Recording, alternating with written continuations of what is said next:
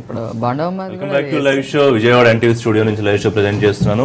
ఇక ముఖ్యంగా నిన్న మంత్రులకు, కొత్తగా వచ్చిన మంత్రులకు శాఖల కేటాయింపు, ఇంతకు ముందున్న మంత్రులకు శాఖల్లో మార్పులు జరగడం మనం చూసాం. అయితే ముఖ్యంగా ఫిరాయింపు ఎమ్మెల్యేలకు ప్రాధాన్యత ఉన్న శాఖలు కేటాయించడం ఇక్కడ గమనించదగ్గ అంశం. మరోవైపు ప్రతిపక్ష నేత వైసీపీ అధినేత జగన్మోహన్ రెడ్డి గవర్నర్ ను కలిసారు. ఇదే అంశం మీద పట్టపగలే ప్రజాస్వామ్యాన్ని కూనీ చేస్తున్నారు, రాజ్యాంగాన్ని కాపాడాల్సిందిగా మీరు ఎమ్మెల్యేల చేత రాజీనామాలు చేయించి ఆమోదించే బాధ్యత కూడా తీసుకోవాలి అని చెప్పి ఆయన కలిసి విజ్ఞప్తి చేయడం. ఈ ఇష్యూని ఢిల్లీ స్థాయిలో తీసుకెళ్తాను, రాష్ట్రపతి ప్రధాని కలుస్తాను, ఇతర పార్టీల నాయకులను కూడా కలుస్తారని జగన్మోహన్ రెడ్డి ఆయన మాట్లాడడం మనం చూసాం. ఇక మరో ముఖ్యమైన అంశం, పార్టీ అధినేతకి కోపం వచ్చింది. ఇంతకు ముందు ఎప్పుడూ లేని సంప్రదాయాన్ని ఎందుకు కొత్తగా తీసుకొస్తున్నారు, అన్ని సమీకరణాలు చూసుకుని నేను పదవులు ఇవ్వడం జరిగింది, అందరికీ న్యాయం జరుగుతుంది, మీరు ఇలా అలకలు ఆందోళన అంటూ రోడ్డు ఎక్కడం కరెక్ట్ కాదని నిన్న టెలికాన్ఫరెన్స్ లో అందరికీ ఆయన ఒక హెచ్చరిక అనుకోవచ్చు, లేకపోతే ఒక సూచన అనుకోవచ్చు. మొత్తానికి అందరూ దారిలోకి వచ్చినట్టే కనిపిస్తోంది. ఇంకా కొంతమంది అలక పాన్పులు దిగకుండా ఉన్న పరిస్థితి. ఈ అంశాల మీద లైవ్ షోలో మనం మాట్లాడదాం. మనతో పాటు జాయిన్ అవుతున్నారు పంచమర్తి అనురాధ గారు, విజయవాడ నగర మాజీ మేయర్ గా పనిచేశారు వారు, తెలుగుదేశం పార్టీ నేత, అధికార ప్రతినిధి పార్టీకి అఫీషియల్ స్పోక్స్ పర్సన్ గా ఉన్నారు. ఇక ఎంఏ గఫూర్ గారు, మాజీ ఎమ్మెల్యే, సిపిఎం సీనియర్ నాయకులు ఇవాళ మనతో జాయిన్ అవుతున్నారు. కె శివాజీ గారు, కాంగ్రెస్ పార్టీ సీనియర్ నాయకులు. సయ్యద్ రఫీ గారు, రాజకీయ విశ్లేషకులు మనతో జాయిన్ అవుతున్నారు. కొద్దిసేపట్లో వైసీపీ నాయకులతో కూడా మనం మాట్లాడే ప్రయత్నం చేద్దాం. రైట్, అన్నద్ గారు, ఒకటి ముఖ్యమంత్రి గారు అన్నట్టు నిజంగానే అధ్యక్షుడు కోపం వచ్చిందా అంటే, తెలుగుదేశం పార్టీ అంటే క్రమశిక్షణకు మారిపోయారని పార్టీ ఎప్పుడు చెప్పుకుంటుంది. కానీ ఈసారి మంత్రివర్గ విస్తరణ తర్వాత, మార్పులు చేర్పుల తర్వాత మీరు కూడా పార్టీ అధినాయకుడు కూడా ఊహించిన స్థాయిలో దాని రివోల్ట్ అనొచ్చా లేకపోతే రియాక్షన్స్ అనొచ్చా వచ్చిన పరిస్థితి మనం చూసాం. సో నిన్న వారి వార్నింగ్ తో శాంతించారా? ఇంకా కొంతమంది అలకపాన్పుల మీద ఉన్నారు కదా.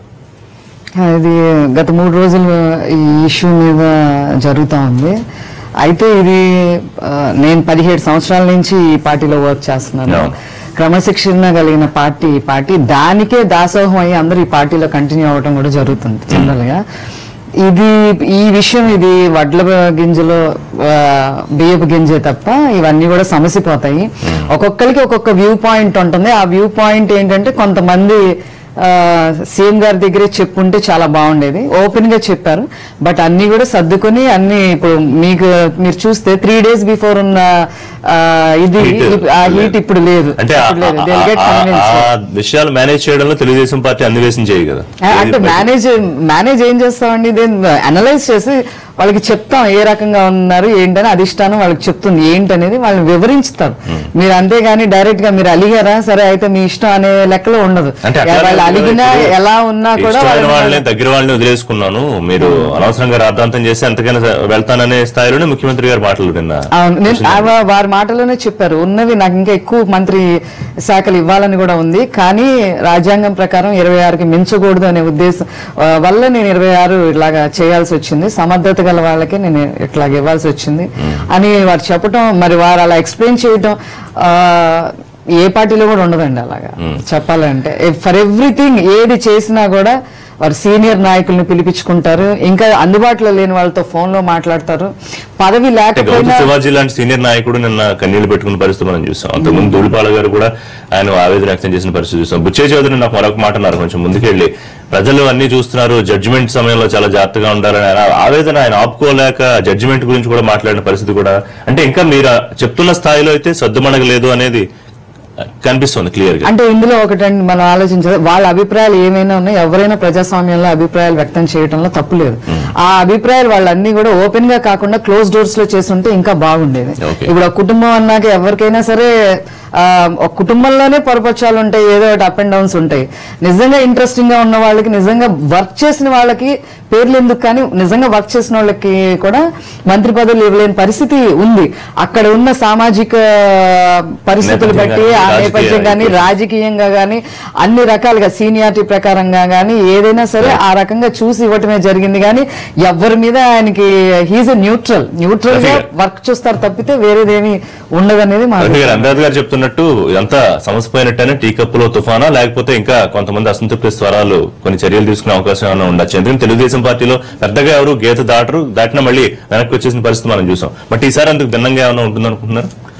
ముఖ్యమంత్రి ఊహించలేదండి ఇంత తీవ్రమైనటువంటి వ్యతిరేకత వస్తుందని. కానీ ఈ 2-3 రోజుల్లో ఇన్ని రకాలైనటువంటి వార్తలు క్రియేట్ అవుతాయని కానీ, ప్రజల్లో దీని మీద ఉన్నటువంటి అసంతృప్తే ఆ పార్టీ నాయకులు కూడా దాన్ని ఎక్స్పోజ్ చేశారు. వాళ్ళకి వ్యక్తిగతంగా పదవి రాకపోవటం వేరు, ప్రజల్లో ఉన్నటువంటి అసంతృప్తిని కూడా వాళ్ళు వ్యక్తం చేస్తారు. పాయింట్ ఏంటంటే జిల్లాల్లోనూ నియోజకవర్గాల్లోనూ వ్యతిరేక వర్గానికి మంత్రి పదవి రావడం కూడా కొంతమందికి ఇబ్బంది కలిగింది. అంటే ఇప్పుడు రాకపోయినా పర్వాలేదు. ఇక్కడ దీన్ని రెండు రకాలుగా మనం అనలైజ్ చేయాలండి. ఒకటి, తెలుగుదేశం పార్టీ అంతర్గత వ్యవహారంగా ఒక కోణం, ఎవరైతే సీనియర్లు ఉన్నారో వాళ్ళకి మంత్రి పదవి రాలేదు, ఎవరైతే ఆశావాహులు ఉన్నారో వాళ్ళకి రాలేదు అనేది ఒక విషయం. అది పార్టీ అంతర్గతంగా చూసుకుంటారు. అయితే మంత్రి పదవి ఇవ్వడానికి ఒక పారామీటర్ అయితే ముఖ్యమంత్రి పెట్టలేదు, దానికే పారామీటర్ లేదు. కొంతమంది ఎలా అంటే ఎవరైతే ప్రతిపక్షాల మీద గట్టిగా దుమ్మెత్తి పోస్తారో, ఎవరైతే ప్రతిపక్షాలని బాగా విమర్శిస్తారో వాళ్ళకి ముఖ్యమంత్రి బాగా సపోర్ట్ చేస్తాడు, నాకు మంత్రి పదవి వస్తుందని చెప్పి ఆశించి భంగపడిన వాళ్ళు కొంతమంది ఉన్నారు. గౌతు శివాజీ లాంటి వాళ్ళు అనేక సంవత్సరాలుగా ఎమ్మెల్యేలుగా, బుచ్చే చౌదరి లాంటి వాళ్ళు పనిచేసి మాకు రాలేదని చెప్పి, అలాగే ధూళిపాల నరేంద్ర లాంటి వాళ్ళు ఒక పక్కన ఉన్నారు. పార్టీలో అది అంతర్గత విషయం. కానీ ప్రజల్లో ఈ విషయం ఎలా వచ్చిందంటే అసలే ఫిరాయింపు దాన్ని ప్రోత్సహించకూడదు, చట్ట వ్యతిరేకంగా ఉంది. ఆ ఫిరాయించిన వాళ్ళకి మంత్రి పదవులు ఇవ్వటం ఇదేంటంటే చంద్రబాబు నాయుడు గారే తలసాని శ్రీనివాస్ యాదవ్ విషయంలో ఆయన మాట్లాడినటువంటి మాటలు స్పష్టంగా అన్ని సీరియస్ కామెంట్ చేశారు. తమ్ముళ్ళు మీరేం చెప్తారు చెప్పండి అని చెప్పి ఆయన ప్రశ్నించినటువంటి సందర్భం. దానికి భిన్నంగా ఆయన 4 మంత్రులు తీసుకోవడంతో అది ప్రధానంగా తెలుగుదేశం పార్టీలో చర్చ అయింది. ఇప్పుడు మాకు రాకపోగా సీనియర్స్ మాకు రాకపోగా ఆశావాహులు వాళ్ళు ఒక పాయింట్. అసలు నిన్నగాక మొన్న మా మీద పోటీ చేసి మమ్మల్ని తిట్టి మమ్మల్ని దుమ్మెత్తి పోసి వచ్చినటువంటి వాళ్ళకి ఇంత పెద్ద తాయిలాలు ఇంత పెద్ద అందరూ ఎక్కిస్తారా అనేది ఆ పార్టీలో ఉన్నటువంటి అసంతృప్తి, అదే ప్రజల్లో ఉన్నటువంటి అయితే రాత్రి నేను ఏదో టీవీలో చూశాను, గుర్తులేదు, 4 ఎమ్మెల్యేలు రాజీనామాలు చేసి అది స్పీకర్ కార్యాలయానికి వచ్చినాయని, స్పీకర్ కూడా వాటిని ధృవీకరించి ఎవరు చేశారు ఏంటో ఆ వివరాలు నేను కనుక్కోలేదని చెప్పేసి ఒక పక్కన చెప్తున్నారు. దీంట్లో స్ట్రాటజీలు ఉన్నాయండి. ఇప్పుడు శ్రీనివాస్ యాదవ్ గారు కూడా నిన్న మాట్లాడారు, ఆయన కూడా ఛాలెంజ్ చేశారు. అయితే ఆయన ఏం చేశాడంటే రాజీనామా చేసి గవర్నర్ దగ్గరికి వెళ్ళి ప్రమాణ స్వీకారం చేశారు. స్పీకర్ ఇంతవరకు దాన్ని ఆమోదించాడు. ఈ రాజీనామాలు కూడా ఇలాగే చేసి శ్రీనివాస్ యాదవ్ బాటలోనే నడుస్తారని చెప్పేటటువంటి ఒక అనుమానం కూడా ఉంది. ఏదేమైనా సరే వెంకయ్య నాయుడు గారు నిన్న ఆయన మాట్లాడాడు. ఆయన చాలా కీలకమైనటువంటి వ్యక్తిగా కేంద్ర ప్రభుత్వంలో ఉన్నాడు. ఈ రాష్ట్రం నుంచి ఎన్నికైనటువంటి 2 పార్లమెంట్ సభ్యులు పార్టీ ఫిరాయించిన దాని మీద సుమిత్రా మహాజన్ ఇంతవరకు చర్య తీసుకోలేదు. ఈ ఫిరాయింపుల మీద స్పీకర్ కు ఉన్నటువంటి అధికారాలని ఈసీకి బదిలాయిస్తూ వెంటనే చట్టం చేయాలని చెప్పేసి 2 అంశాలు. ఒకటి అసంతృప్తి, పదవులు రాని అసంతృప్తి ఒకటైతే, రెండోది ఫిరాయించిన ఎమ్మెల్యేలు అన్నట్టు నిన్నటిదాకా నాయకుల్ని ముఖ్యమంత్రిని తిట్టిన వాళ్ళకి ఇవాళ అందరం ఎక్కించారు అనే అసంతృప్తి 2 ఉన్నాయి. ఈ ఫిరాయింపులకు సంబంధించి జగన్మోహన్ రెడ్డి నిన్న గవర్నర్ ని కలవడం, దీన్ని దేశవ్యాప్తంగా ఒక సీరియస్ ఇష్యూగా తీసుకొచ్చే ప్రయత్నం చేయడం అనే ఎంతవరకు పాసిబిలిటీ ఉందనుకుంటున్నారు? ఋషి గారు, ఒకటి ఇక్కడ ఎవరికి మంత్రి పదవులు ఇస్తారు అనేటువంటిది ఏ రాష్ట్రంలో పార్టీ యొక్క అధ్యక్షుడు యొక్క లేదా కార్యదర్శి ఎవరైతే ఉంటారో ముఖ్యమంత్రి యొక్క క్రైటీరియా. నేను దాన్ని క్వశ్చన్ చేయడం లేదు. కానీ ఇక్కడ అప్రజాస్వామికము, అనైతికము అనేటువంటి పద్ధతులు అవలంబిస్తున్నారు. ఇప్పుడు ఇక్కడ తెలుగుదేశం పార్టీకి అధికారం ఇచ్చారు. తెలుగుదేశం పార్టీ ఒక ప్రణాళికతో ప్రజల దగ్గరకు పోయింది, వైఎస్ఆర్ కాంగ్రెస్ పార్టీ మరో ప్రణాళికతో ప్రజల దగ్గరకు పోయింది. ప్రజలు అల్టిమేట్ గా వాళ్ళ యొక్క ఎన్నికల ప్రణాళిక బట్టి ఎవరు గెలిస్తే ఏం చేస్తారని దానిపై తీర్పు చెప్పారు. ఒకసారి ఒక పార్టీకి తీర్పు చెప్పి ఎన్నికైన తర్వాత ఆ పార్టీ సభ్యుడు గనక అతను పార్టీ మారదలుచుకుంటే పార్టీ మారడంతో పాటుగా ఎన్నికైనటువంటి పోస్టుకు రాజీనామా ఇవ్వడం ప్రజాస్వామ్య సాంప్రదాయము, చట్టము.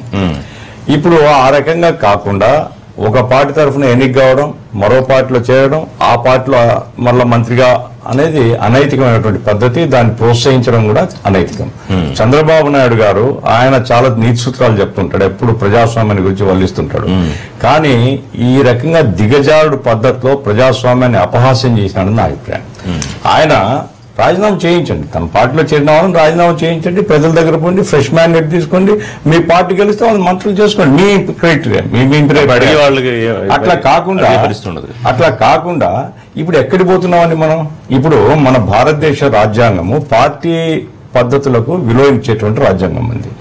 ఏ పార్టీ మెజార్టీ లోక్సభలో ఉంటుందో ఆ పార్టీ దేశాన్ని పరిపాలించేటువంటి పద్ధతి పెట్టుకుంది. ఈ పద్ధతి తప్పకూడదని రాజ్యాంగ సవరణ కూడా చేసాం. పార్టీ ఫిరాయింపు నిరోధక బిల్లు కూడా పార్లమెంటు ఆమోదించింది. ఇవన్నీ పెట్టుకున్న తర్వాత మనము ప్రజల ముందు పరిశుద్ధాత్మగా పోజ్ చేసుకునేటువంటి వ్యక్తులు ఈ రకమైనటువంటి అక్రమాలకు అనైతికమైనటువంటి పద్ధతిలో పాల్పడడం మాత్రం ప్రజాస్వామ్య చంద్రబాబు నాయుడు గారు ఆ రకంగా చేయాల్సింది కాదు. రెండవది ఏమంటే అసంతృప్తులు తెలుగుదేశంలో అసంతృప్తులు ఏముంటాయండి?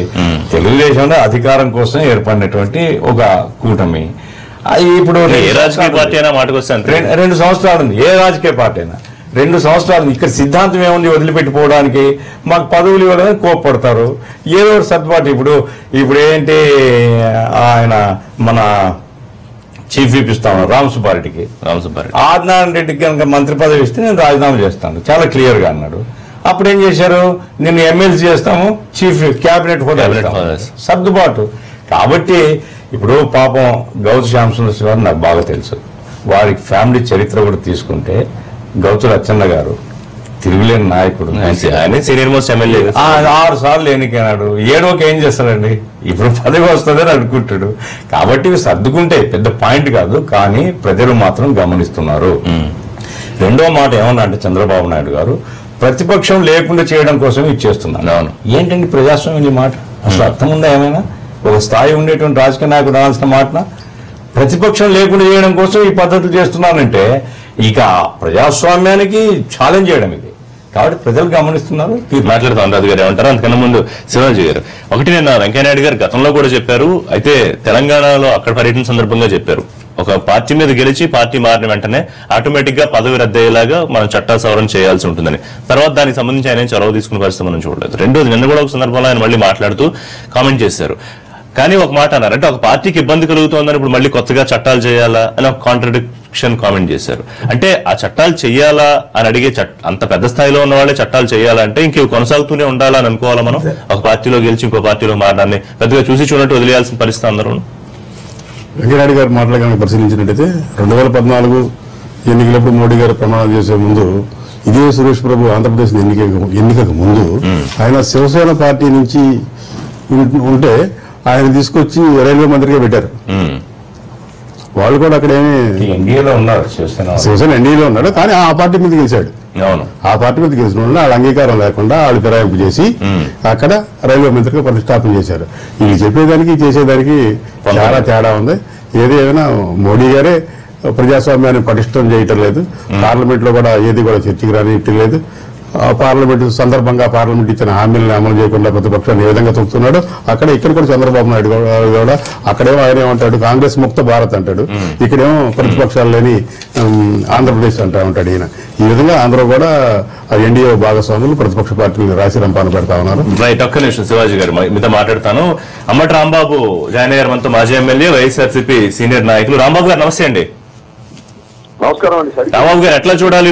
ఒకవైపు అసంతృప్తులు, సరే తెలుగుదేశం పార్టీలో అసంతృప్తి ఎక్కువైతే అది ప్రతిపక్షంగా మీకు కలిసి వచ్చే అంశం, ఒకటి పాయింట్ నెంబర్ 1. కానీ చల్లారిపోయిందని చెప్తోంది అధికార పక్షం. రెండోది, జగన్మోహన్ రెడ్డి కలిసిన గవర్నర్ కలిసిన జగన్మోహన్ రెడ్డి ఇష్యూ దేశవ్యాప్తంగా తీసుకెళ్తాను అని నిన్న చాలా సీరియస్ గా చెప్పారు. అటువంటి అవకాశం ఉంటుందా? అంటే రేపు ఈ పరిస్థితి మాకు కూడా వస్తుంది అని అనుకున్న పార్టీలు ఆయనకి సహకరించే అవకాశం ఉంటుందా ఇష్యూ మీద దేశవ్యాప్తంగా? నాకు ఈ పోస్ట్ అయితే వినపెట్టలేదు, అయినా వినిపించినంత వరకు నేను చెప్తాను. తెలుగుదేశం పార్టీలో ఉన్న అసంతృప్తి అది ఒక న్యాయబద్ధమైనటువంటి అసంతృప్తి. ఒక విధంగా చెప్పాలంటే ఇది ఇంటర్నల్ ఎఫైర్ ఆఫ్ తెలుగుదేశం. ఎందుకంటే ఇప్పుడు నమ్ముకుని పార్టీ పెట్టిన దగ్గర నుంచి పార్టీ అభివృద్ధి కోసం నిరంతరం చంద్రబాబు నాయుడు గారి అభివృద్ధి కోసం పనిచేసినటువంటి తెలుగుదేశం పార్టీ శాసనసభ్యులకు మంత్రులు కాకోకుండా నిన్న మొన్న వైరి పక్షంలో ఉన్నటువంటి శాసనసభ్యులకు మంత్రులు ఇచ్చి అందరూ ఎక్కించడం అనేది అప్రజాస్వామికమే కాకుండా ఆ తెలుగుదేశం పార్టీలో తీవ్రమైనటువంటి ఆందోళన. ఓన్లీ తెలుగుదేశం పార్టీ, ఏ రాజకీయ పార్టీ అయినా అలాంటి నిర్ణయం తీసుకున్నప్పుడు సొంత మనుషులు, పార్టీని మోసిన మనుషులు, ఆ రథాన్ని తోడిన మనుషులు సహజంగా బాధపడతారు. అది న్యాయమైందనేది నేను అనుకుంటున్నాను. అది శాశ్వతంగా ఉంటుందా, సర్దుకుంటుందా, పదవులు ఇచ్చి బేరసారాలు చేసుకుని సరి చేసుకుంటారనేది వారి అంతర్గతమైనటువంటి వ్యవహారం. కానీ ఇది తాత్కాలికంగా వచ్చినటువంటి ఆవేదన కాదు. దీని ప్రభావం తెలుగుదేశం పార్టీ మీద, ఏ రాజకీయ పార్టీ మీద అయినా ఇలాంటి ప్రభావాలు దీర్ఘకాలికంగా పడతాయి, ఆ పార్టీని పొంగదీస్తాయనేది. అంటే ఒకటి రాంబాబు గారు ఒకటి తెలుగుదేశం పార్టీ అనేది మొదటి నుంచి క్రమశిక్షణకి పెట్టింది పేరు అనే ఒక పేరు తెచ్చుకున్నారు. ఎప్పుడు ఆ నాయకులు చెప్తూ ఉంటారు, ఇవాళ ఏదో 2-3 రోజులు కాస్త ఆందోళన అసంతృప్తి ఉంటాయి తప్ప నిన్న నాయకుడు చాలా క్లియర్ గా వాళ్ళకు ఒక హెచ్చరిక జారీ చేసిన తర్వాత అంతా సైలెంట్ అయిపోతారనేది ఒకటి ఉంది. ఆ పరిస్థితి ఉంటుందా, లేకపోతే మీరన్నట్టు ఆ ఫ్లేరప్ కొనసాగుతూ ఉంటుందా? ఇది మీ వాయిస్ కరెక్ట్ చెప్పడం లేదు నాకు. రాంబాబు గారు, నా ప్రశ్న అర్థమైందా మీకు? హలో, నా ప్రశ్న అర్థమైందా రాంబాబు గారు? హలో రాంబాబు గారు, రైట్. రెండో జగన్మోహన్ రెడ్డి ఇష్యూ గురించి చెప్పండి. తెలంగాణలో జగన్మోహన్ రెడ్డి గారు గవర్నర్ ని కలిసిన ఇష్యూ గురించి చెప్పండి. మళ్ళీ రాంబాబు గారు మళ్ళీ మీతో మాట్లాడే ప్రయత్నం చేస్తా. హలో చెప్పండి రాంబాబు గారు.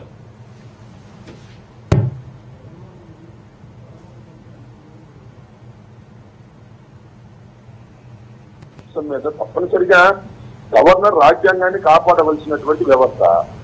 గవర్నర్ కి ఈ విషయాన్ని తీసుకువెళ్లడమే కాకుండా దేశవ్యాప్తంగా ఉన్నటువంటి రాజకీయ పక్షాలకి, ప్రెసిడెంట్ కి, ప్రధానమంత్రికి, ఎలక్షన్ కమిషనర్ కూడా వారి దృష్టికి ఆంధ్రప్రదేశ్ లో జరుగుతున్నటువంటి రాజకీయ పరిణామాలని వారి దృష్టికి తీసుకువెళ్లడం అనేది ప్రధాన ప్రతిపక్షం యొక్క బాధ్యతగా మేము భావిస్తున్నాం. తప్పనిసరిగా ఢిల్లీ వెళ్లి ప్రధానమంత్రి గారిని కలవడానికి ప్రయత్నం చేస్తాం, ఎలక్షన్ కమిషనర్ కలవడానికి ప్రయత్నం చేస్తాం, రాష్ట్రపతి గారిని కలవడానికి ప్రయత్నం చేస్తాం, అలాగే భారతదేశంలో ఉన్నటువంటి వివిధ రాజకీయ పక్షాలను కూడా కలవడానికి ప్రయత్నం చేస్తాం. ఎందుకంటే ఇది ఒక దుష్ట సాంప్రదాయం. హలో, ఈ దుష్ట సాంప్రదాయాన్ని కొనసాగితే ఇవాళ ఆంధ్ర రాష్ట్రంలో జరుగుతుంది, రేపు కర్ణాటకలో జరుగుతుంది, రేపు మరొక చోట జరుగుతుంది. ఎవరు మెజారిటీ సీట్లు గెలుచుకున్నారో వారిని ముఖ్యమంత్రి చేయవలసిన అవసరం లేదు కదా. ఎదురు పార్టీ నుంచి ఒక 40 మందిని తెచ్చుకుంటే ఎవరైనా ముఖ్యమంత్రి చేసే పరిస్థితి వస్తుంది. కాబట్టి అనేది ఏంటంటే రాజ్యాంగ పరంగా ప్రజాస్వామ్యానికి మౌలిక సిద్ధాంతాలకు విఘాతం కలుగుతున్నటువంటి ఇది జాతీయ స్థాయిలో చర్చ జరగవలసిన అవసరం ఉంది. జాతీయ స్థాయిలో దీన్ని ఖండించవలసినటువంటి అవసరం ఉంది ప్రజాస్వామ్య దేశంలో అనేదాన్ని మేము భావిస్తున్నాం.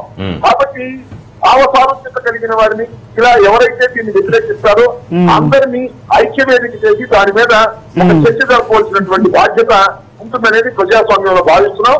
దాని మీద తప్పనిసరిగా ఢిల్లీ, హైదరాబాద్ అలాగే ప్రధానమంత్రిని కలుసుకొని తప్పనిసరిగా దీని గురించి వివరించడం జరుగుతుంది. వారి యాక్షన్ మేము కోరతాం. రైట్ రాంబాబు గారు, థ్యాంక్ యూ. రైట్, అనురాధ్ గారు మీతో మాట్లాడుతున్నారు. అనురాధ్ గారు, అంటే ఇక్కడ భావసారూప్యత ఏముంటుంది, బాధితులు ఎవరైతే వాళ్ళది అందరూ. రాంబాబు గారు అసలు మాట్లాడటానికి ఆయనకి ఏమాత్రమైన అర్హత ఉందా? ఎందుకని నేను చెప్పాను, 10th షెడ్యూల్ లో ఉన్న ఈ ఇష్యూని దీనికి తూట్లు పడిచింది ఎవరు? ఈ తూట్లు పడిచిన వ్యక్తి ఇప్పుడు వైఎస్ఆర్సీపీ జెండా మీద ఊరేగుతా ఉన్నారు, వైఎస్ రాజశేఖర రెడ్డి గారు. అట్లాంటి ఎవరైతే ఈ ఒకప్పుడు ఎప్పుడు గ్యాలరీలో 2008లో మీరు చూస్తే ఈ అణు ఒప్పందం సంబంధించినప్పుడు రాజశేఖర రెడ్డి గారు లోక్సభలో గ్యాలరీలో ఉన్న టీడీపీ ఎంపీల్ని సైగలు చేసి మనుషుల్ని పంపించి తీసుకొచ్చి దాని మీద ఓటు వేయించి ఆ తర్వాత వాళ్ళ కేబినెట్ రేట్లు కట్టబెట్టిన పరిస్థితి రాజశేఖర రెడ్డి గారు. ఒక నిమిషం ఏదో వితండవాదం చేయాలని కాదండి, వితండవాదం చేయాలనే ఉద్దేశం.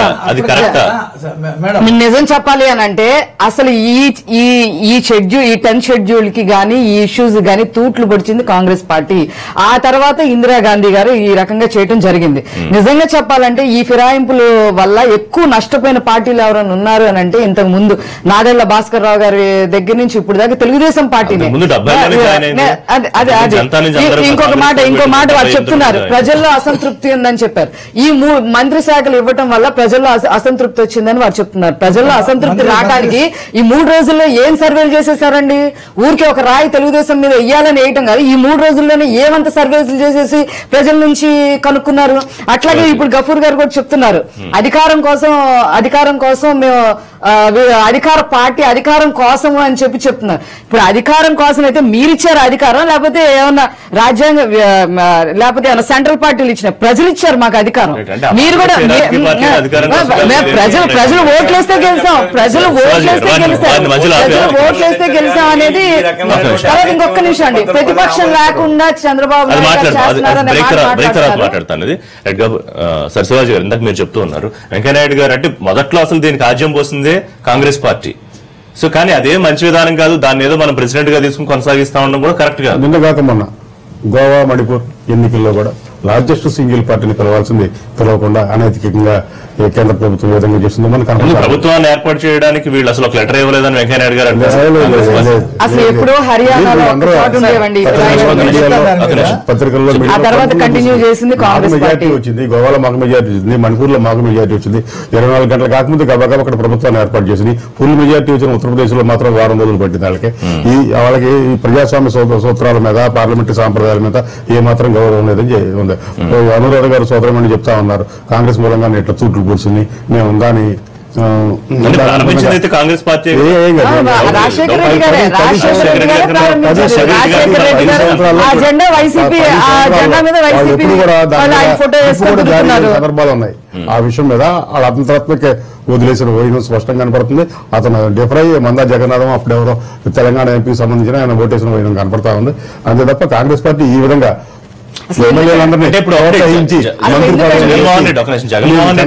పోరాటం చేస్తా ఉంటున్నారు. దానికి కాంగ్రెస్ పార్టీ కూడా కలిసి వస్తుందా?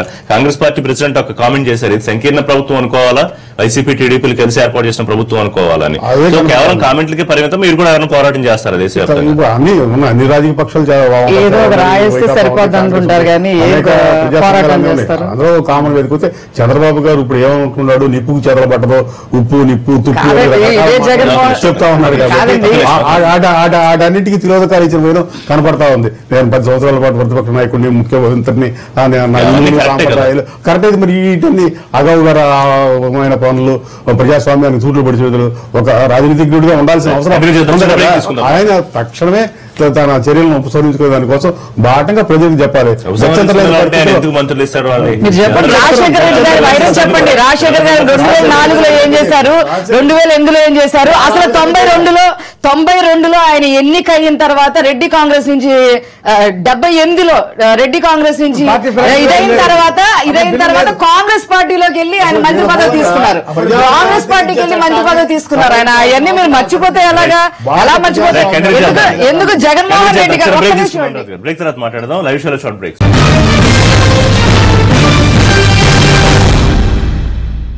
లైవ్ షో విజయవాడ ఎన్టీవీ స్టూడియోలో ఉన్నాం.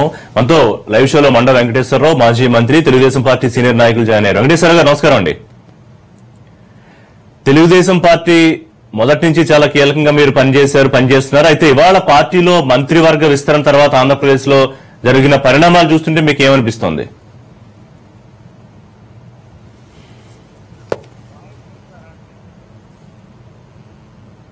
వెంకటేశ్వరరావు గారు రైట్. వెంకటేశ్వరతో మళ్ళీ మాట్లాడే ప్రయత్నం చేద్దాం. రైట్, అనురాధ్ గారు ఇందాక మీరు ఏంటి పాయింట్ చెప్పదలుచుకున్నారు?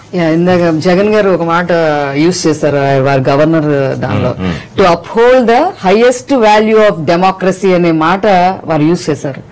అసలు ఆ మాట మాట్లాడటానికి ఏం అర్హత ఉంది జగన్ గారికి?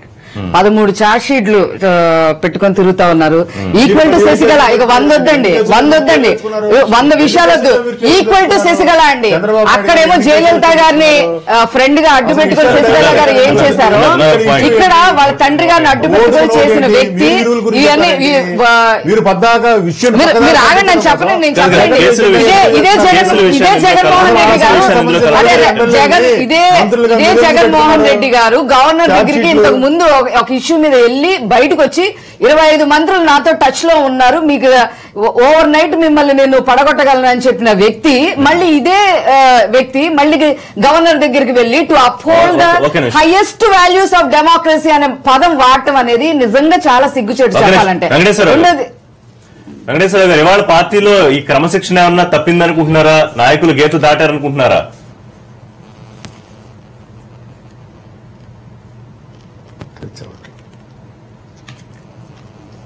రైట్. అనేది ఇంకొక మాట ఏంటంటే, ప్రతిపక్షం లేకుండా చేస్తానంటాం కరెక్టేనా ముఖ్యమంత్రి అంటే? సరే, తెలంగాణలో కూడా అటువంటి వ్యాఖ్యలు వచ్చినప్పుడు మనం దాని మీద కూడా రియాక్ట్ అయ్యాం. కానీ ఇవాళంటే ప్రతిపక్షం లేకుండా చేయడం అనేది సాధ్యపడుతుందా? ఆ దిశగా రాజకీయాలు చేయాలని కూడా కరెక్ట్. ఇప్పుడు ఒకటండి, ఒక నిమిషం నన్ను మాట్లాడి, ప్రతిపక్షం లేకుండా చెయ్యాలనే ఉద్దేశం ఏంటంటే, ఆ వర్డ్ యొక్క ఉద్దేశం ఏంటంటే, ఇప్పుడు ఆంధ్రప్రదేశ్ లో ఉన్న ప్రతిపక్షం ఆర్థిక నేరగాడు, ఒక ఆర్థిక నేరస్తుడు ప్రతిపక్ష ప్రెసిడెంట్ గా ఎవరు చెప్పారు? సిబిఐ వాళ్ళు చెప్పలేదా? కోర్టులు చెప్పలేదా? 43,000 కోట్లు స్కామ్ చేసిన ఒక ఆర్థిక నేరస్తుడు, ఒక నియంత అలాంటి వ్యక్తి ప్రతిపక్షంగా ఉండడం అనేది కరెక్ట్ కాదు అనే ఉద్దేశంతో ఆ బాణిలో చెప్పారే తప్ప వేరే ప్రతిపక్షంగా లేకుండా ఉండటం అనేది కాదండి. ప్రతిపక్షం లేకుండా ఉండటం అనేది కాదు. ఒక ఆర్థిక నేరస్తుడు ప్రతిపక్షంగా ఉండడం అనేది ఆంధ్రప్రదేశ్ చేసుకున్న దౌర్భాగ్యం కాబట్టే వద్దని అనుకున్నాం. మీరు చంద్రబాబు నాయుడు గారు చెప్పిన మాటల్ని వేరే రూపంలో ప్రధాన ప్రతిపక్షం చెప్పేది నేను విన్నాను. చంద్రబాబు నాయుడు గారు చెప్పినటువంటి కాంటెస్ట్ ని మీరు మీ పద్ధతుల్లో మీరు చెబితే నేను మాట్లాడేటప్పుడు కూడా మీరు మాట్లాడారు, అది చెప్పండి. సారీ నేను చెప్తున్నాను, ప్రజలను ఉద్దేశించి చెప్తున్నాను. చంద్రబాబు నాయుడు గారు ప్రతిపక్షం లేకుండా చేయాలని చెప్పిన మాట ఆయన చాలా క్లియర్ గా ప్రతి నియోజకవర్గంలో 175లో 171 కాన్స్టిట్యున్సీలో మనమే గెలవాలి, నలుగురే ప్రతిపక్షంలో ఉండాలి, ఆ నలుగురిని కూడా మనమే గెలిపించాలి, ప్రతి ఊర్లో 80% ప్రజలు మన వైపే ఉండాలి, ఆ రకంగా నిర్మాణం జరగాలి. అందుకు వేరే పార్టీల్లో ఉన్నటువంటి నాయకులు వేరే పార్టీల్లో ఉన్న నాయకుల్ని కూడా మనం తీసుకోవాలి. ఇప్పటికీ కాంగ్రెస్ పార్టీలో చాలా బలమైన నాయకులు ఉన్నారు, వాళ్ళందరినీ పిలవండి.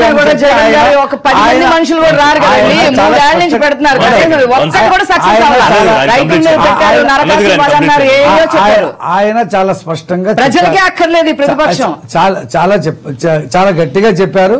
ప్రజలకి ప్రతిపక్షం అవసరమో కాదు ప్రజలు నిర్ణయించుకుంటారు. అది ఎన్నికలు పెడితే ఇప్పుడు చంద్రబాబు నాయుడు గారు ముఖ్యమంత్రి అయిన తర్వాత ఎటువంటి ఎన్నిక అనేది జరగల ఈ 3 సంవత్సరాల్లో. ఏదో 1-2 బై ఎలక్షన్స్ వచ్చినా అదే కుటుంబ సభ్యులకి ఇచ్చేసి అది జరిగిపోయింది. ఏదైనా చంద్రబాబు నాయుడు గారు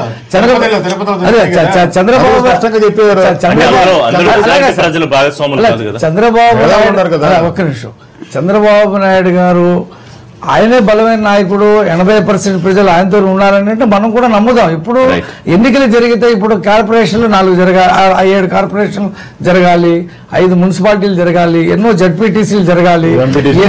కాబట్టి అధికారంలోకి వచ్చారండి చంద్రబాబు నాయుడు గారు సమర్థులు, తెలుగుదేశం పార్టీ సమర్థవంతంగా చేయగలదు కాబట్టి ఈ రోజు మళ్ళీ అధికారంలోకి వచ్చింది. ఆ విషయం మీరు గమనించాలి, నేను చూడడం లేదు జగన్ గారికి చంద్రబాబు నాయుడు గారికి మధ్య పోటీగా నేను చూడడం లేదు. ఇక్కడ ప్రజాస్వామ్యం జగన్ ఉన్నా లేకపోయినా చంద్రబాబు నాయుడు ఉన్నా లేకపోయినా ఈ రాజ్యాంగం ప్రజాస్వామ్యబద్ధంగా మనం నాయకులతో పుట్టింది కాదు కదా. రాజ్యాంగం యొక్క మౌలిక విలువలు కట్టుబడి ఉండాలా. ఇప్పుడు ఆదర్శాలు ఎవరైతే చెప్తుంటారో ఆదర్శాలు కొంచెం వినమ్మా. చంద్రబాబు నాయుడు చేసింది ఏమిటమ్మా? చంద్రబాబు నాయుడు చరిత్ర ఎవరికి తెలియదు? ఎన్టీ రామారావుని ఏం చేసినారు? చెప్పులు వేసింది తెలియదా? ఎన్నికైనటువంటి ప్రజాస్వామ్యాన్ని కూల్చింది తెలియదా? ప్రభుత్వాన్ని నాశనం చేసింది తెలియదా? కాబట్టి నేను చరిత్ర అదే నేను చెప్పేది ఏమిటంటే ఇక్కడ ఏంటంటే ఇప్పుడు సొంత బాబాయిని జగన్మోహన్ రెడ్డి గారు 2004లో ఎంపీగా దిగిపించేసి అమెరికాకు పంపించింది ఎవరు? ఆ తర్వాత మీరు చెప్పండి, రాజ్యాంగం కదా, రాజశేఖర రెడ్డి ఆదర్శం, రాజశేఖర రెడ్డి గారి ఆదర్శం కాదండి. రాజ్యాంగానికి తూట్లు పడిసిన వ్యక్తులు ఈ రోజు రాజ్యాంగం గురించి మాట్లాడటం ఏంటి అంటున్నాం?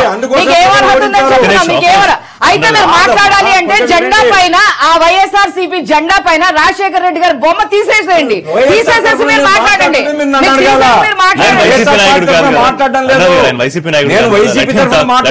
నేను రాజ్యాంగం తరఫున కొంచెం వినండి. ఇప్పుడు చంద్రబాబు నాయుడు గారు ఇక్కడ వ్యవహరించినటువంటి తీరండి, ఆయనకు మెజార్టీ ఉంది, ఆయన ప్రభుత్వంలో ఉండొచ్చు, ఆయనకి ఇప్పుడు ఇతర పార్టీ నుంచి తీసుకోవాల్సిన అవసరం ఏం లేదు.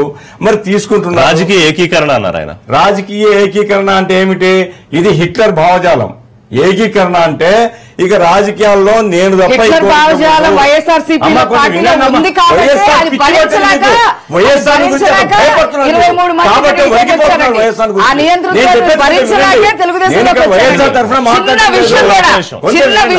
అందుబాటులో ఉన్న వ్యక్తుల్ని అందుబాటులో లేని వ్యక్తుల్ని టెలికాన్ఫరెన్స్ ద్వారా ఎంతో అనాలిసిస్ చేసి ఒక నిర్ణయం తీసుకుంటారు చంద్రబాబు నాయుడు గారు. ఆయన ఎలా మాట్లాడతారు?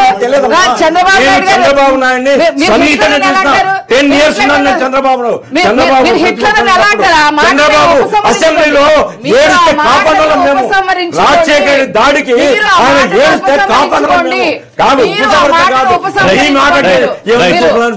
ఇక్కడ ఈ రోజు పాయింట్ ఏమిటంటే చంద్రబాబు నాయుడు గారికి అధికారం తప్ప ఇంకోటి కనపడడం లేదు. అధికారం కోసం రాజ్యాంగ ఉల్లంఘన, రాజ్యాంగం యొక్క మౌలిక విలువలకు కట్టుబడి ఉండేవాడైతే ప్రజల్ని వెంటున్నారు కదా, రాజీనామా చేయించు, రాజీనామా చేసి చెప్పండి గఫూర్ గారు. ఇవాళ జగన్మోహన్ రెడ్డి ఏదైతే దీన్ని జాతీయ వ్యాప్తంగా తీసుకెళ్తానంటున్నారు, దీనికి ఎంత రిజల్ట్ వచ్చే అవకాశం ఉంటుంది? ఇప్పుడు ప్రధానంలో రాష్ట్రపతిలో కలిసి ఇంతకుముందు కూడా వెళ్లారు, ఫిర్యాదులు చేశారు. భారతదేశంలో ఉండేటువంటి పరిస్థితి ఏంటంటే సార్, ఈరోజు బీజేపీ యొక్క ఆదరణ ఉన్నది భారతదేశంలో. బీజేపీ నాయకులుగా వెంకయ్య నాయుడు గారిని తీసుకుంటే ఆయన ఏమంటున్నాడు, నైతికమైనది ఏంటంటే ఒక పార్టీ తరఫున ఎన్నికైన తర్వాత మారితే రాజీనామా చేయాలంటున్నారు.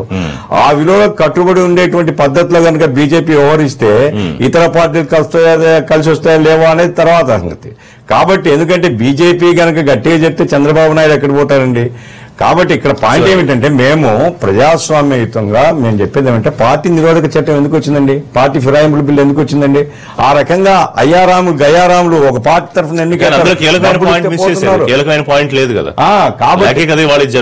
దాన్ని సవరించాలి. దాన్ని సవరించి స్పీకర్ కూడా ఒక నెల రోజుల్లో ఒక టైం ఫిక్స్ చేసి నెల రోజులు తేల్చేయమని చెప్పాలా, కోర్టులకు అధికారం ఇవ్వాలా. ఆ రకంగా చేయాల్సిన ఏదేమైనా ఇప్పుడు ఆంధ్రప్రదేశ్ పరిస్థితి కనుక దేశంలో కనుక పరిస్థితి కనుక పరిశీలించినట్టయితే దీన్ని దేశవ్యాప్తంగా ఇష్యూ చేసినట్టయితే తప్పక లాభం జరుగుతుంది.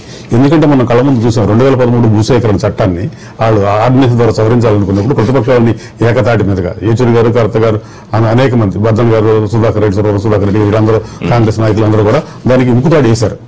కానీ ఇక్కడ మళ్ళీ ఆంధ్రప్రదేశ్ వచ్చేటప్పుడు ఇదే విషయాన్ని కనుక జాతీయ స్థాయిలో తీసుకెళ్లినట్టు రాష్ట్రపతి, ప్రధానమంత్రి ఏదో స్థాయిలో నిన్న కాక మన మణిపూర్, గోవాలో జరిగిన ఎన్నికల సందర్భంగా ప్రమాణ స్వీకారం చేసే కాంగ్రెస్ పార్టీ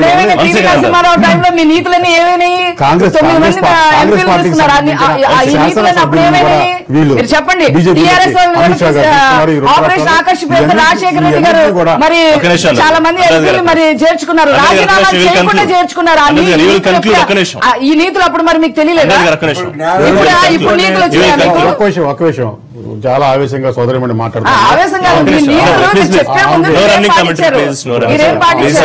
అసెంబ్లీలో ఏమో ఆ నాయకుడేమో ప్రతిపక్షాలను కట్టడి చేస్తాడు, ఈ మాధ్యమాల్లో ఈవిడ కట్టడి చేస్తాం. చాలా బాగుంది, సారథ్యం చాలా బాగుంది. మేమేమంటే అంత రాజనీతిజ్ఞుడు, అంత పరిపాలనా దక్షుడు 35,000 కోట్ల రూపాయల ప్రజాధనం దుర్వినియోగం చెప్పి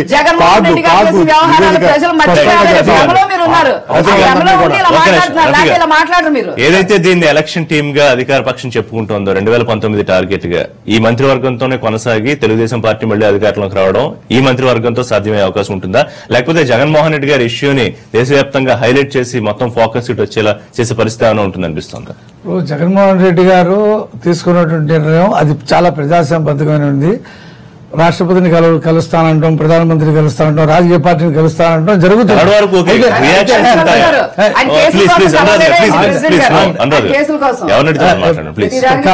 కలుస్తున్నారు. అయితే జగన్మోహన్ రెడ్డి గారికి కూడా తెలుసు ఈ కలవటం వల్ల ఇమ్మీడియట్ గా వెంకయ్య నాయుడు గారు, చంద్రబాబు నాయుడు గారు కాదని స్పీకర్ కు ఉన్నటువంటి అధికారాలు తీసేసి ఈసీకి ఇచ్చేయటము అలాంటిది జరుగుతుందని కాదు. ప్రజల్లో ఈ అంశాన్ని తీసుకువెళ్ళాలి. ప్రజల్లో అనైతికమైనటువంటి అప్రజాస్వామికమైనటువంటి చర్యని పట్టించుకుంటారు. నేను చెప్పనే ఉండి. అయితే ఆయన చేస్తున్న ప్రయత్నం ప్రజల్లో ఖచ్చితంగా వెళుతుంది. ఒక ప్రయత్నం చేస్తే అది ఇదేం ప్రాబ్లం లేదు. అయితే బీజేపీ కూడా కేంద్రంలో అరుణాచల్ ప్రదేశ్ లో రాత్రికి రాత్రి ప్రభుత్వమే మారిపోయిందండి. అక్కడ కాంగ్రెస్ ప్రభుత్వం రాత్రి బీజేపీ ప్రభుత్వం అయిపోయింది. ఇప్పుడు గోవా గురించి శివాజీ గారు చెప్పండి మాట చెప్తాను.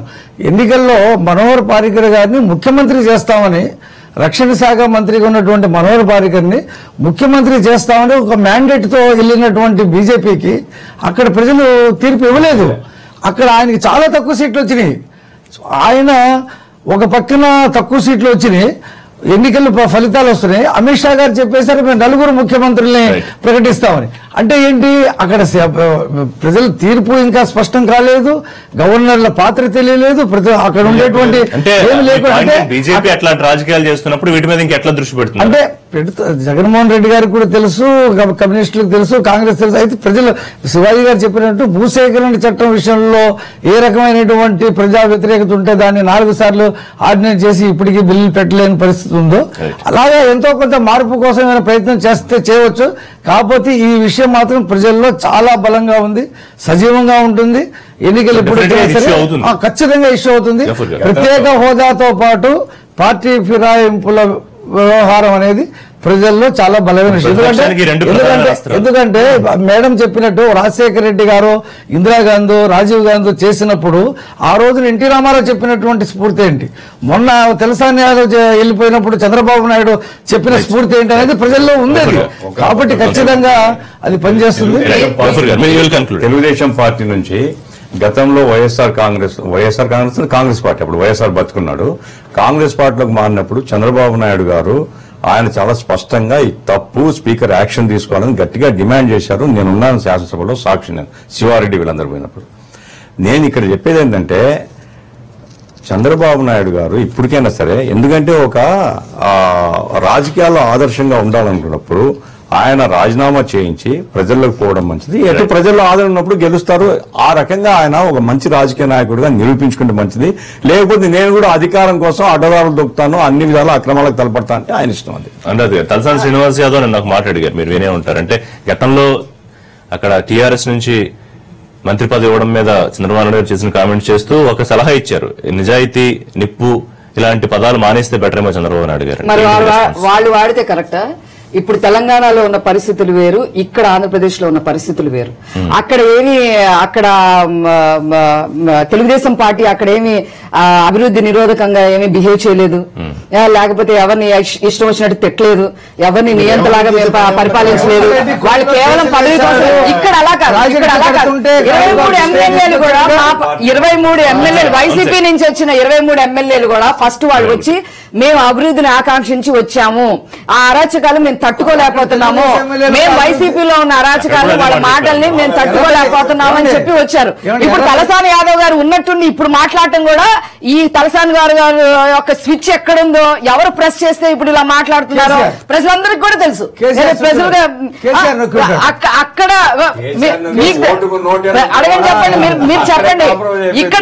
ఇక్కడ ఆంధ్రాలో ఉండి ఎవరు ప్రెస్ చేసి ఎవరు నడిపిస్తున్నారో కూడా తెలుసు. నీతులు మాట్లాడే ముందు మీరేం చేస్తున్నారు? పివి నరసింహారావు గారి టైం నుంచి మీరు ఏం చేశారు? ఒక చిన్న విషయం అండి, 2004లో కమలాపురం అనే నియోజకవర్గానికి శివారెడ్డి అనే వ్యక్తికి మెజారిటీలో టీడీపీతో 11,000 పైన మెజారిటీతో గెలిస్తే నెక్స్ట్ రోజు బెదిరించారో మరి ఏం చేశారో, నెక్స్ట్ రోజు కాంగ్రెస్ లో రాజశేఖర రెడ్డి గారు జాయిన్ చేసుకున్నారు. వాళ్ళ కడపలోనే జరిగింది, కడపలోనే చేశారు. అధికార దాహం కోసం సొంత బాబాయిని వివేకానంద రెడ్డి గారిని గెలిస్తే కూడా సొంత బాబాయిని అమెరికా పారిపోయేలాగా చేసి ఎలక్షన్ తెచ్చుకున్న వ్యక్తి జగన్మోహన్ రెడ్డి. ఏం మాట్లాడతారు? ఏం వాల్యూస్ ఉన్నాయి?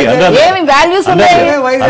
ఫిరాయించిన ఎమ్మెల్యేలకు పదవులు ఇవ్వడం మీద అసంతృప్తిగా ఉంటే వాళ్ళకి మళ్ళీ ముఖ్యమైన శాఖలు కట్టబెట్టారు. ఒకటి అమర్నాథ్ రెడ్డి గారికి కీలకమైన శాఖ ఇచ్చారు, పరిశ్రమలు, సుజయ్ కృష్ణ గరుడు శాఖ ఇచ్చారు. ఎట్లా మరింత అసంతృప్తి పెరిగే అవకాశం లేదా నాయకులు? ఖచ్చితంగా ఉండదు. ఎందుకంటే 40 సంవత్సరాల పాటు సుదీర్ఘ రాజకీయంలో ఉన్న వ్యక్తి చంద్రబాబు నాయుడు గారు. ఏదైనా ఆలోచించి ఆచితూచి మళ్ళీ 10 మందిని, మీరేదో 40-30 బాగా సీనియర్ నాయకులనే కాదు, ఇప్పుడు మాలాగా 17 సంవత్సరాలు పార్టీలో ఉన్న వాళ్ళు 10 సంవత్సరాలు ప్రతి ఒక్కళ్ళు కూడా వారు ఖచ్చితంగా అడ్వైస్ తీసుకుంటారు, దానికి అనలైజ్ చేస్తారు, డిస్కషన్ చేస్తారు, ప్రతిదీ చేసిన తర్వాత నిర్ణయం తీసుకుంటారు. కానీ కావాలని ఒకరికొకటి కట్టుబెట్టారు అలా ఏం లేదు. అలా నిజంగా ఋషి గారు ప్రజాస్వామ్యం ఈ డెమోక్రటిక్ వాల్యూస్ ని ఖచ్చితంగా కాపాడేది తెలుగుదేశం పార్టీని.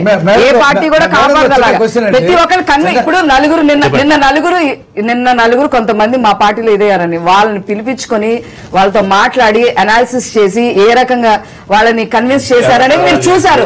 ఉంటే ఉంటారు, పోతే పోతారనే లెక్కలు జగన్మోహన్ రెడ్డి పార్టీ ఉంటుంది. వాళ్ళ అహంభావానికి, వాళ్ళ నియంత్రణకి, వాళ్ళ నియంత్రణ అన్ని ఆచితూచి అన్ని యాంగిల్స్ లో నిర్ణయం చేసి సమానమైనటువంటి నిర్ణయం తీసుకుంటారని చెప్పిన చంద్రబాబు నాయుడు గారు 10% ఉన్నటువంటి ముస్లింస్ కి గిరిజనులకి ఏమండి చంద్రబాబు నాయుడు గారు ఏం చెప్పారు తెలుసా? చెప్పలేదు. నాకు అర్థమైంది. అని చెప్పారా?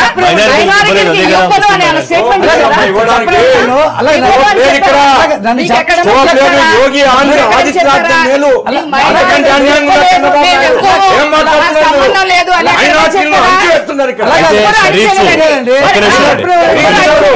కాదు షరీఫ్ ఇప్పుడు ఆ శాఖను ముఖ్యమంత్రి నిర్వహించాలని వారే కోరారు.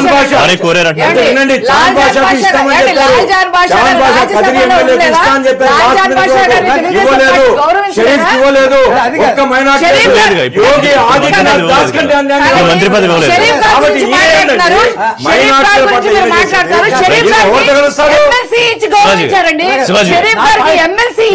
గౌరవించారు. అక్కసుతో మీరు మాట్లాడదు. మొత్తం ఓవరాల్ గా ఎంతవరకు న్యాయం చేయగలుగుతారో అంతవరకు అది చేస్తారు. న్యాయం చేయగలరు. ఎవరు మైనార్టీలో సమర్థులు లేరు, మైనార్టీలో మనుషులు లేరు, మైనార్టీలకు అవసరం లేదు. చంద్రబాబు నాయుడు బీజేపీ ముఖ్యమంత్రి ముఖ్యమంత్రి ఎవరిని కలవగలుగుతారు? ముఖ్యమంత్రి ఇప్పుడు నేను ఒక మైనార్టీగా నా బాధాన్ని ఆవేదన చెప్పాలని మంత్రి ఉంటే కలవచ్చు. ఒక ఇన్స్టిట్యూట్ పోగలుగుతారు.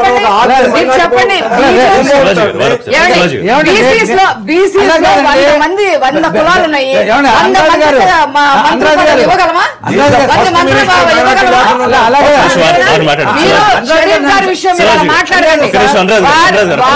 వారికి ఎమ్మెల్సీ ఇచ్చి గౌరవించింది షరీఫ్ గారిని. ఎమ్మెల్సీ ఇచ్చి ఎక్కడ మైనారిటీలు గెలవకపోయినా గెలిపించింది. నేను మిమ్మల్ని అడగవలసింది ఒక క్వశ్చన్ అడగాలనుకున్నా, మీరే క్వశ్చన్ ఆన్సర్ చెప్పేస్తే ఎందుకంటే నేనేం చెప్పానంటే చంద్రబాబు నాయుడు గారు 2014లో ప్రభుత్వం ఏర్పాటు చేసినప్పుడు ఆయన ఒక మాట చెప్పారు. ఏమని? మా పార్టీలో ఎమ్మెల్యేలు ఎవరు గెలవలేదు, అంటే ఇచ్చింది ఒక ఎమ్మెల్యే టికెట్, గెలవలేదు. భవిష్యత్తులో గనక ఎమ్మెల్యే ఎమ్మెల్సీగా ఎవరైనా సరే వస్తే ఖచ్చితంగా మైనార్టీని మంత్రి తీసుకుంటానని చెప్పారు. షరీఫ్ గారు ఎమ్మెల్సీగా వచ్చారు. ఫిరాయింపుల్లో కూడా మైనార్టీలకి అన్యాయమా? అలాగే మైనార్టీలు అలాగే సార్, ఎలా కాదండి, ఫిరాయింపుల్లో కూడా మైనార్టీలకు అన్యాయమా? 21 మంది ఫిరాయించారు, మంత్రులు చేయాలని రాజ్యాంగం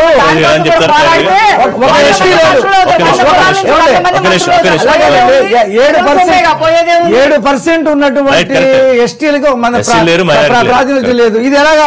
ఆయన ఆచి తూచి అందరితో విధానం మా పార్టీకి ఇవ్వకూడదనే ఆలోచన విధానం లేదు. అది మీరు గమనించాలి. పరిస్థితులు బట్టి ఇవ్వాల్సి వచ్చింది. తెలుగుదేశం పార్టీ ఈ ప్రభుత్వం ఎన్ని చెప్పుకున్నా సరే ప్రజా కోర్టులో మాత్రం ముఖ్యమంత్రి గారు దోషి. చూద్దాం, ప్రజలు డిసైడ్ చేస్తారు. కాంగ్రెస్ పార్టీ 50 ఏళ్ల వరకు దోషే.